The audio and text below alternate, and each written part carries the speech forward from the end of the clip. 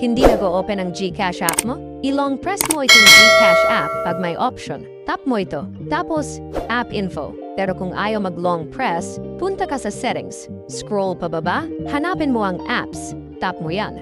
Then, app management. Pwede mong hanapin ang GCash dito o i-search mo na lang. Ayan, GCash. Pag nasa app info ka na, huwag mo itong i-skip. Tap mo ang force stop, then confirm. Quick reset yan, pero hindi pa yan ang pinaka-fix. Sandali lang. Dito kadalasan nagkakamali ang iba. Punta ka sa storage, may isang bagay kang dapat tandaan. Clear cache lang, wag clear data. Ayaw pa rin? Baka hindi na app ang problema. Ito yung madalas na hindi napapansin. Sige, check natin internet.